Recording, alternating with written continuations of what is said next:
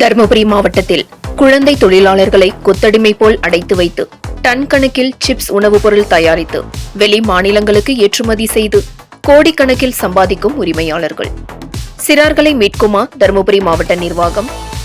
தருமபுரி மாவட்டம் முழுவதும் பைபாஸ் சாலை மற்றும் தேசிய நெடுஞ்சாலையோரம் சிப்ஸ் கடைகள் தயாரிக்கும் குடோன்கள் அமைத்து சில்லறை விற்பனை கடை மற்றும் வெளி மாநிலங்களுக்கு நேந்திரம், உருளைக்கிழங்கு உள்ளிட்ட பல்வேறு வகையான சிப்ஸ் உணவுப் பொருட்கள் தயார் செய்து நாள்தோறும் டன் கணக்கில் வெளி மாநிலங்களுக்கு ஏற்றுமதி செய்யப்படுகிறது.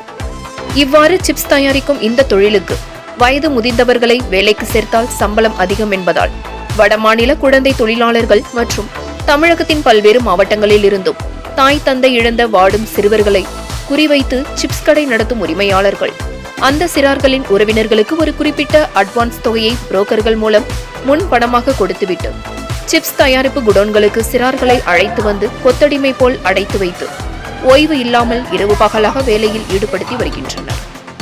ஆண்டுக்கு ஒருமுறை கூட வெளியே விடாமல் சிப்ஸ் தயாரிப்பு குடோன்களிலேயே அடைத்து வைத்து சிறார்களை மிகவும் சிரமப்படுத்தி வருவதாக சிப்ஸ் தயாரிப்பு உரிமையாளர்கள் மீது தொடர் குற்றச்சாட்டுகள் இருந்து வருகிறது. இதனால் கொத்தடிமை போல் சிக்கி தவிக்கும் குழந்தை தொழிலாளர்களும் என்ன செய்வது என்று தெரியாமல் அங்கேயே மாட்டி கிடக்கின்றனர். அதிலும் குறிப்பாக தருமபுரி மாவட்டம் சோகத்தூரில் தொடங்கி பென்னாகரம் ஒகேனக்கல் பைபாஸ் சாலையின் இருபுறமும் 20க்கும் மேற்பட்ட சிப்ஸ் தயாரிப்பு குடோனுடன் கூடிய பெரிய கடைகள் செயல்பட்டு வருகிறது. இவ்வாறு செயல்பட்டு வரும் ஒவ்வொரு சிப்ஸ் தயாரிப்பு குடோன்களிலும் 10 முதல் 20க்கும் மேற்பட்ட குழந்தை தொழிலாளர்களை ஈடுபடுத்தி நாள்தோறும் டன் கணக்கில் சிப்ஸ் உணவுப் பொருட்களை தயார் செய்து வெளி மாநிலங்களுக்கு அதன் உரிமையாளர்கள் ஏற்றுமதி செய்து கோடிக்கணக்கில் சம்பாதித்து வருகின்றனர்.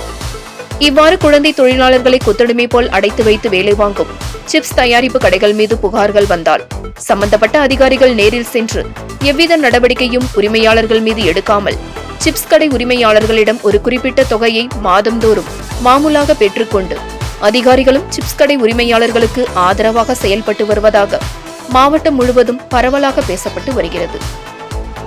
எனவே தருமபுரி மாவட்ட ஆட்சியர் சதீஷ் அவர்கள் உரிய கவனம் செலுத்தி சிப்ஸ் தயாரிப்பு குடோன்களில் கொத்தடிமை போல் சிக்கி தவிக்கும் சிறார்களை மீட்டு பள்ளியில் படிக்க சேர்ப்பதுடன் சிப்ஸ் கடை உரிமையாளர்கள் மற்றும் புரோக்கர்களை கைது செய்ய வேண்டும் எனவும் இதற்கு துணை போன அதிகாரிகள் மீதும் தக்க நடவடிக்கை எடுக்க வேண்டும் என இவ்வாறு சமூக ஆர்வலர்கள் தரப்பில் கோரிக்கை விடுத்துள்ளனர்.